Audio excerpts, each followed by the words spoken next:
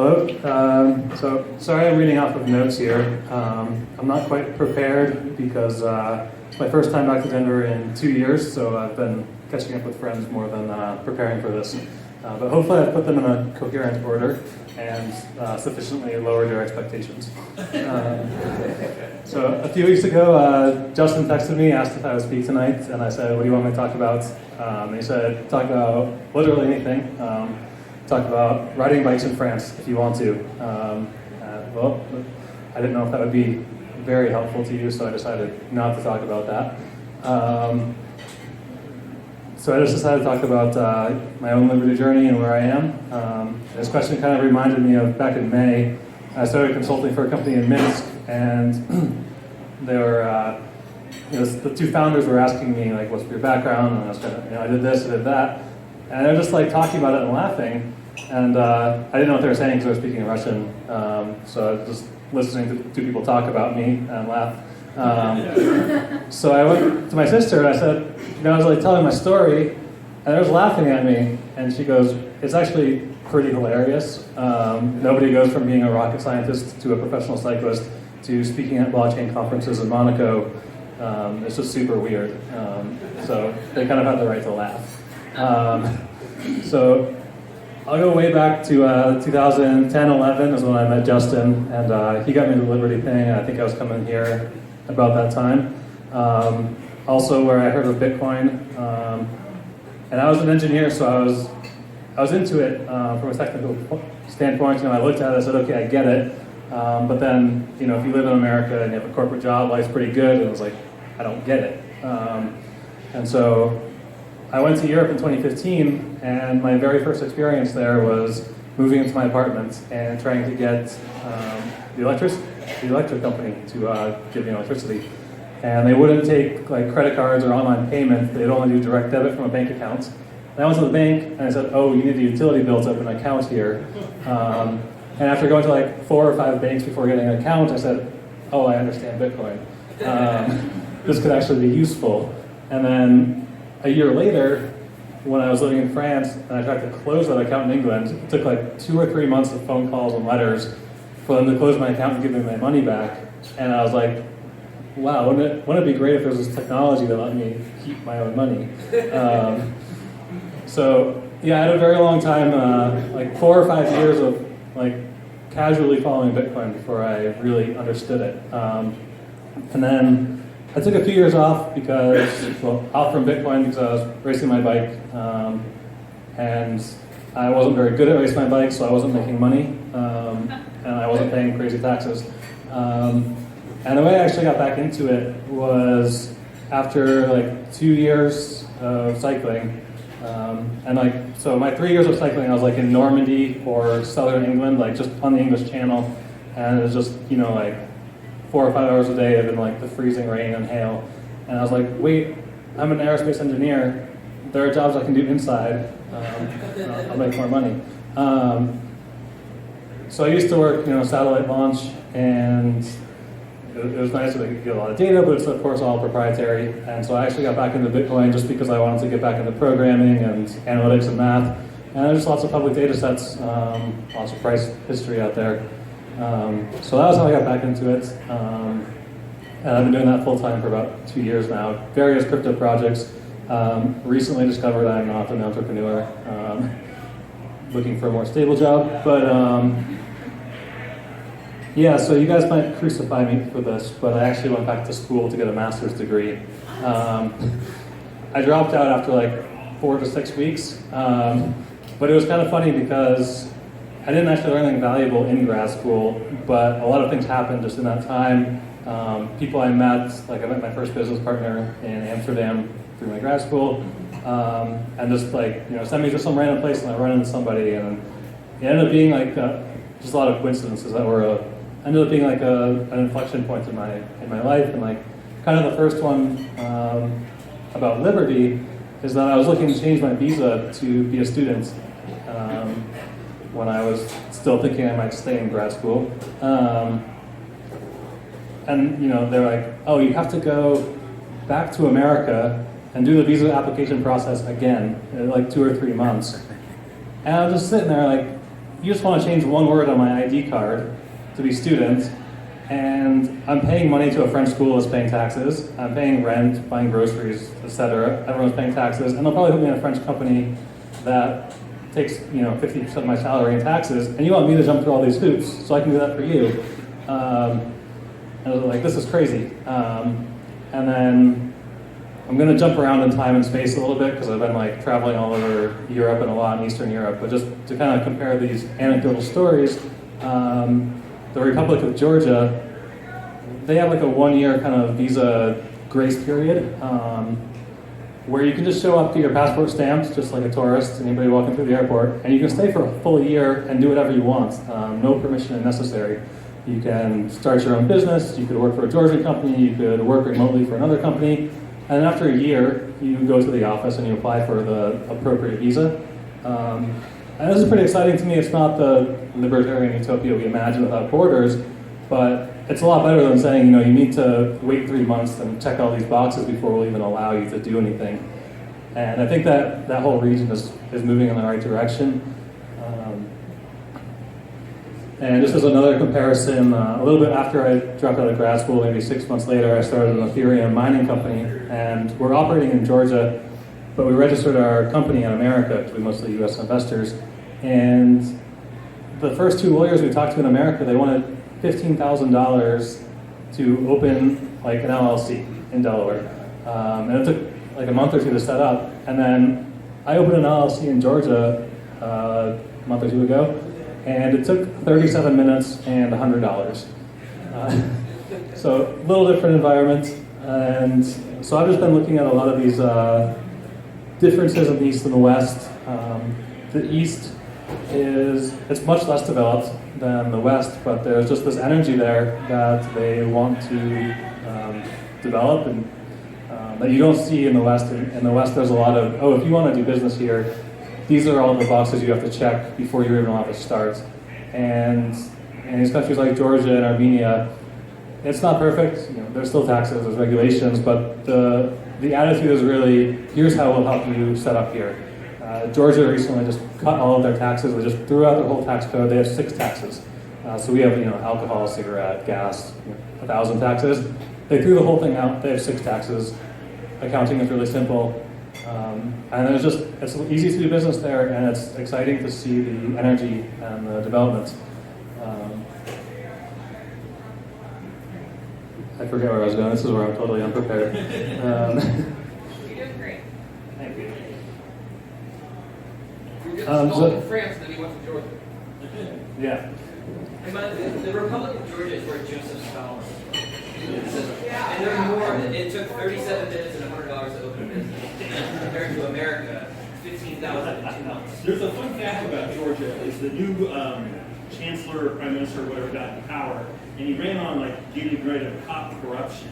So once he got in, fired half the cops, and crime went down by half. He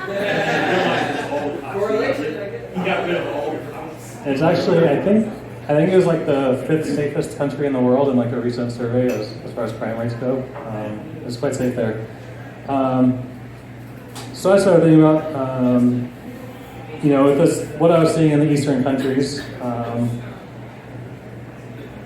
Kind of parallel, there's this libertarian conundrum that if you want to escape the state, then you go off the grid and you live in the woods, but then you haven't really escaped the state because they're the reason you're living in the woods. And I thought, there's probably an 80-20 analysis to be done here. Can I get 80% of the benefit for 20% of the work? And I started to ask myself, what are some of the lifestyle changes that I'm willing to make in order to get this freedom? Am I willing to move? Because I live in Nice. I can see the mountains and the Mediterranean from my balcony. It's pretty awesome, but they also take most of my money every year in taxes. So, I started to ask myself, what can I do different to get these benefits? And some of it can be kind of ironic. So, for example, with banking, I went to the Ukraine 5 or 6 weeks ago, and I log into my bank account, and I get a splash screen, your account's been frozen, you need to call somebody. So I called the 800 number, and of course it's only during US working hours, so I have to wait till the next day. because it's like 9-hour time difference from here. And I said, oh, you're in one of our restricted countries. Your account's frozen until you leave. And so I had to call them once I was in another country and verify that I was in this other country before they would unfreeze my account. Luckily, I have a bank account in Bulgaria also, and so I can still use my debit card. And it's kind of funny because coming from a crypto Bitcoin perspective, we say, oh, we don't like the banks. The solution to not liking the banks is to have lots of bank accounts, because then not one of them has control of you.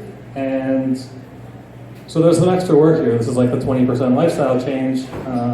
You gotta log into the account every week or two, make sure nobody's stolen your debit card number. Little extra paperwork and hoops to jump through to get these bank accounts. But the US says you're not allowed to use your bank account when you're in Ukraine. I'm not stuck, I'm not frozen. And that's a form of liberty, having control of at least some of your money. And this is another US banking example. I know a woman in Monaco who consulted for a US company, and when she went to get paid, she asked for the wire instructions for US dollar, and her bank said, if you get a wire from a US bank, we're closing your account. No questions asked. So, yeah, right? So Tim Ferriss kind of coined this idea of geo-arbitrage, and I've been thinking about liberty arbitrage, and you can apply it to a lot. Banks, citizenship, business, residency. And so you can kind of put together different pieces and say, maybe the best way isn't to be like to have everything in one place, but you can be a citizen of country A and a resident in country B, and have a bank in country C and a business in country D, or various combinations of those, and actually harness the best parts of each one and make sure that not one single entity has control over you, as kind of decentralization. And one of the ways I started thinking about all this stuff, and especially like asking myself what changes I'll make, because I went through about 1 year of just being pissed that I have to renew my visa, or I have to ask permission before I start a business. And I'm just not good at focusing on like the macro level, and so I started focusing a lot on my individual life, my individual liberty. I could never do the job that Justin does. I would be so frustrated all the time. But I always see this, I live on like one of the main boulevards in Nice, and there's always this protest that go by. There's like the Communist Party of France, and they want like more pay, more vacation time, earlier retirement. But I have a hole in my living room ceiling since February, and the carpenter's always on vacation, or makes an appointment, just doesn't show up. It's like, they don't actually want to work, they just want more prosperity. And I kind of felt like a hypocrite sitting in my apartment saying, oh, I don't want to do all these things, I just want the world that I want. And then I said, you know what changes am I willing to make to get these things? And see if I can find a good solution. So don't expect something for nothing. And I think that was all I had to say.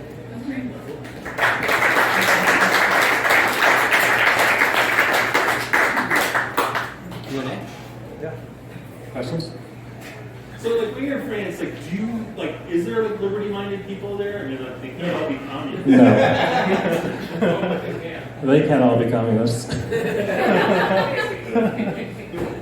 They really are. I have a couple of questions. I'll stick with the France topic because I find it really interesting. In France, due to the mindset, at least what I am perceiving as the mindset, what is like the median income there in US dollars? If you compare, what's the median lifestyle there? Yeah, I'm trying to. They do everything in monthly, and then you don't pay, you pay all your taxes up front. Really? So you pay your taxes all at once? They don't take it incrementally out of your... Yeah, I mean, your company takes it before you even get your paycheck. So, when an employer tells you, you're going to make this much money, you actually make that much money. I would say for an engineering, technical job, probably 3,000 or 4,000 euros a month. Okay. So that's still a decent Yeah. That's what you pay. That's It's like 20%.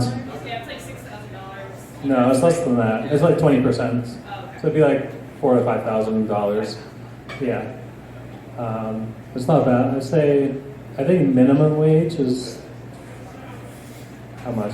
$1,300 a month.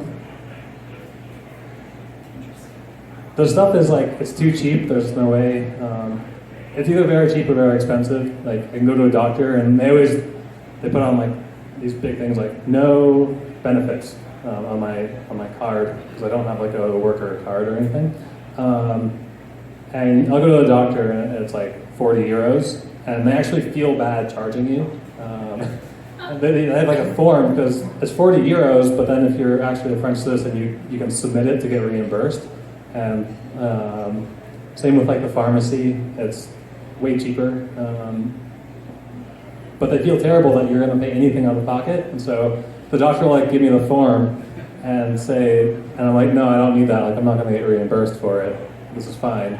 And he's like, oh, I'm so sorry. Like it's the law. I have to make you pay 40 euros. Like I can't do it for free. And I was like, in America, they just send you a bill like a month later, and it could be like $500. It could be $5,000. You just don't know. And I'm like, take my 40 euros, and then like I'll never see you again. This is great. There won't be anything in the mail that comes later. Like you don't even have my address, so this is perfect.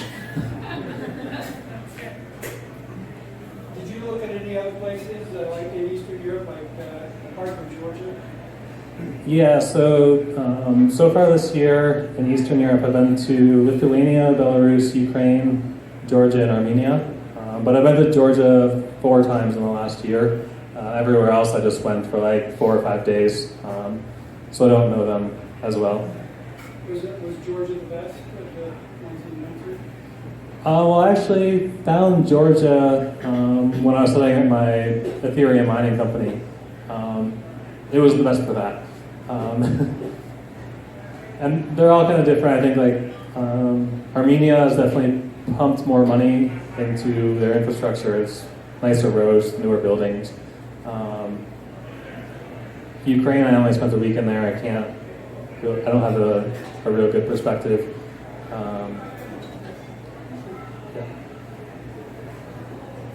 I think the like Lithuania, Latvia, Estonia area is very interesting because first of all, they're kind of too small to have influence. Like they can't like pull their weight like France or America in global politics, and they have like the post like the attitude of a lot of the post-Soviet states of like, we had a hard time in the 80s and 90s, and now we want to build a better future, and that that work ethic. But in a lot of like Ukraine and Georgia, you still kind of get this. I think they want to move towards Western business ethics and doing this the right way. But there is kind of I have to feed my family, and this is how work gets done here. Whereas Estonia, Latvia, Lithuania, they're kind of in that Scandinavian region, like Denmark, and they all speak very good English. It can be a little bit choppier if you're in Georgia, Armenia, finding somebody who speaks good English. And so they have this really good intersection of like work ethic and mentality of the Eastern countries, but the education and ethics and language of the West. It's really exciting to go there and see what's happening. And it's all anecdotal, by the way. Been like a week in Lithuania. Can you talk a little bit about your relationship with the United States now, your citizenship, that kind of thing? Yeah, so it was my first time back in 2 years, and it was pretty frustrating. I guess one of my triggers on this journey has been just the fact that the U.S. is the only country in the world that taxes its citizens no matter where you live. So if you're a French citizen and you live in America, you pay American taxes, and you don't even submit a paper to France. It's just you live in America. But if you're American and you live somewhere else, then it's not like that. And so, I didn't even set foot in America in 2017, and then, not only paying American taxes, I'm like, well, wait a minute, like, what am I paying this for? I'm certainly not benefiting from it. but also just the complications that, you go to file your taxes in France and your tax advisor or accountant, he's not used to this. That, oh, you're also filing in America, like how do I account for that?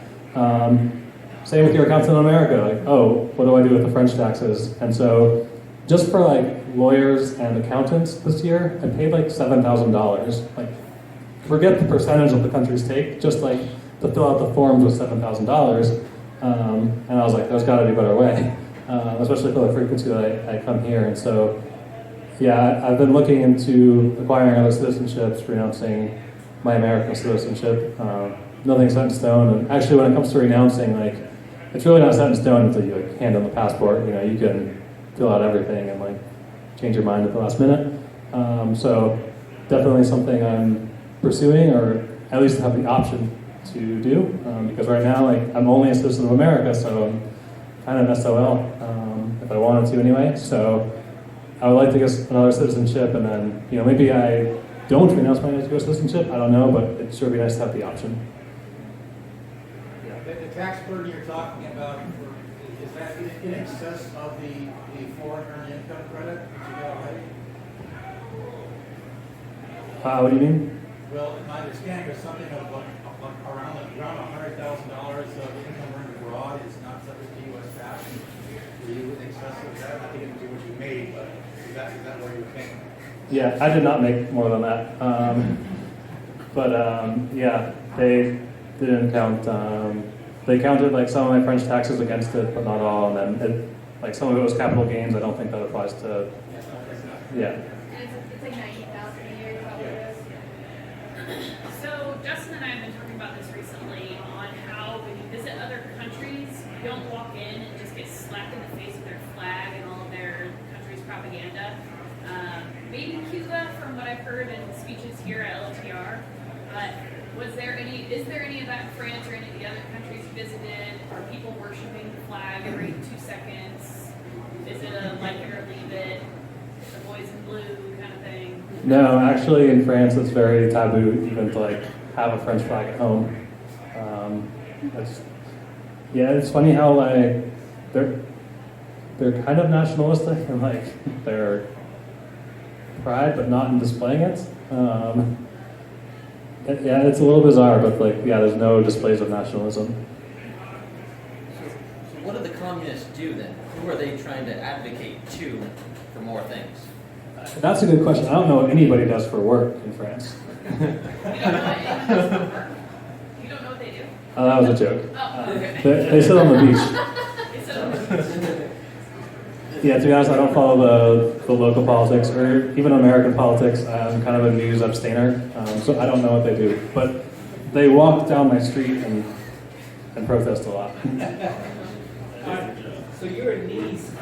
Nice is kind of a hotspot for the immigration, from the Eastern countries. Can you talk about that a little bit? Does that affect your outlook for living in Nice? Yeah, I actually don't see that much. There's a lot of Russians in Nice, but I don't see like what you see on the news of like the refugees and stuff. I don't see it.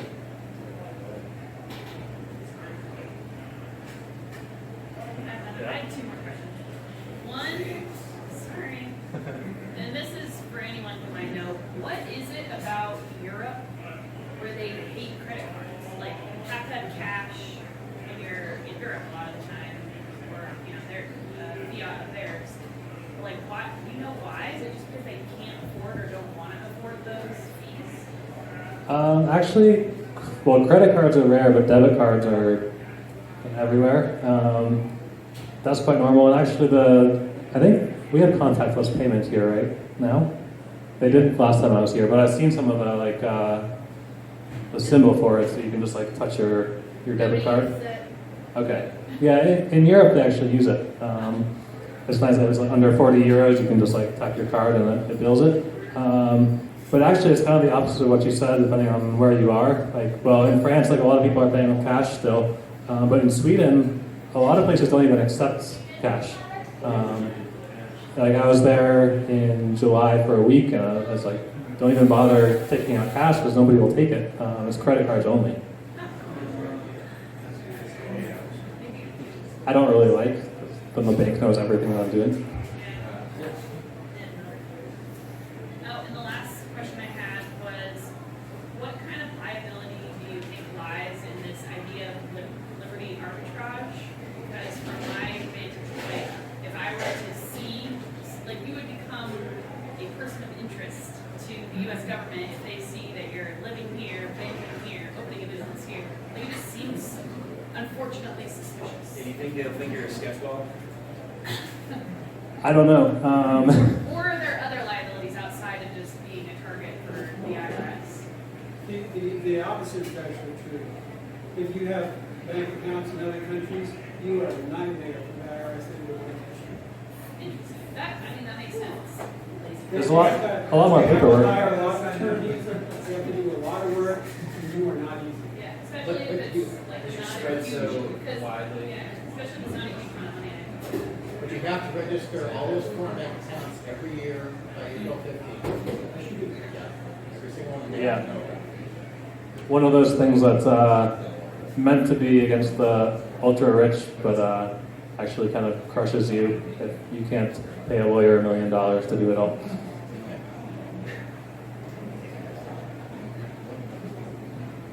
Just from what you've talked about, the different mentality of markets and doing business between America and the old Soviet bloc countries, it makes it almost like the analogy that comes to my mind is America is like this slow, gigantic, bureaucratic IBM, and these Soviet countries are like their startup companies in people's basements, and they're nimble. They want they want business. They want networking. They want these interactions. And America is like fumbling along, like, oh, you know, we don't want your business. Like, we're gonna make you. Wait a few years, that'll be a huge year. So do you feel, is that sort of like the energy that you feel in these up and coming countries, that they're just like craving entrepreneurs and craving businesses, whereas America's just like, oh, we've done that before. That's old hat.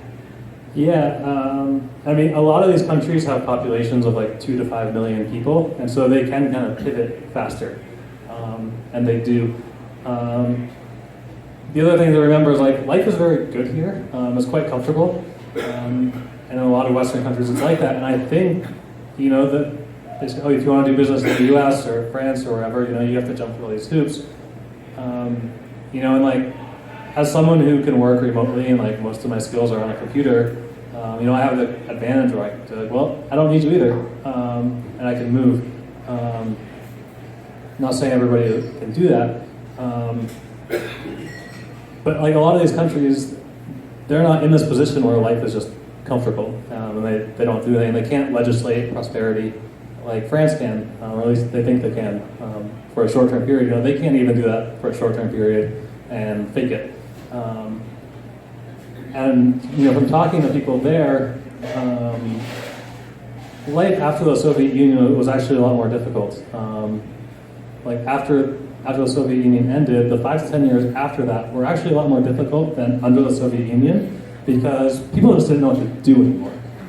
You know, it was after 50 years of just, you know, here's what you do every day, here's your food, this is where you live, and then all of a sudden it's gone, and okay, well, they stand in the middle of the road like twiddling their thumbs, and they don't know what to do, and like,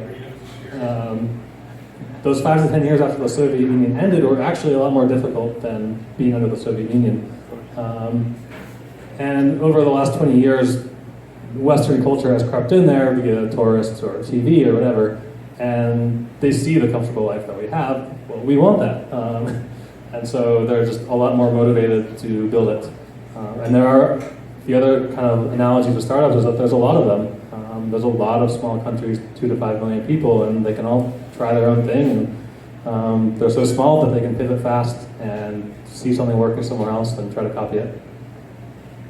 Any last questions?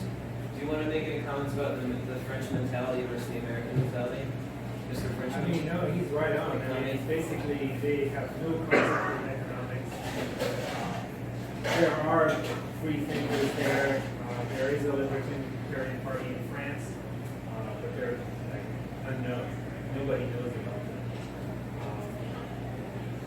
yeah, they're a huge minority. So the feeling I get from talking to you guys and then people that have been to, like Patrick who went to England for that period of time, like even the giant status here, they like have this yearning to be free, like in their bellies, like they proclaim it, I want to be free, but then they don't know how to do it. I don't get any sense of like yearning in the European mindset. Like I want my liberty, I want my self autonomy. Is there no? Do you never get a sense of like that? They just want to maintain their quality of life. They traded for security. Yeah. It's the history of feudalism. Yeah. Oh, yeah. It's brought down by. Oh yeah, Greg can speak on that. Yeah. I know a lot about French history. How do you give them the fire? How do you give them the belly fire? Yeah. How do you do it? It's because they have a very free mind. They're still, it's the perfect double speak, because they really, they're the ones who came up with the liberty after England, right? They were right there at the forefront, and they really didn't blow it like overnight. They blew it over a century. Over a century, all those words changed meanings, and they didn't really realize. So now you have a generation of people that are just waiting for things to happen, not knowing anything about it. You would, any philosophy thing that you could discuss with them, they just could not understand it. The words are different. Do they not know about Bastia? Well, they do, but it's not taught in school. Yeah, it will be sad and scary when the bubble bursts because we can talk about it academically, but it'll be bad for a lot of people. And I've had tensions with friends who I tried maybe 5 or 6 startups over the last 2 years. Entrepreneurship is not for me. I want to be an employee. But for them, if you are working until 4 o'clock, you leave at 4 o'clock. If you leave at 3:59, you're lazy and not contributing. If you leave at 4:01, you hate your family and have no social life. And so I had a business partner in Wyoming. It's an 8-hour time difference, and so sometimes hey, I can't hang out. I got a call at 10 o'clock at night, and what do you mean you're working then? And I was like, look, I'm in a 2-person company, and I know my investors personally, and they're not going to care how many hours I worked. They want to know, what did you do? And I have to get this done. And you get like a deer in headlights, blank stare. What are you talking about? And they're like, oh, I work 35 hours a week. I get 5 weeks of vacation, and I get 2,500 euros a month, no matter what. I can never be fired, and then I'll retire when I'm. And that's it. There's kind of blinders on, and it will be really sad and scary when it ends. Well.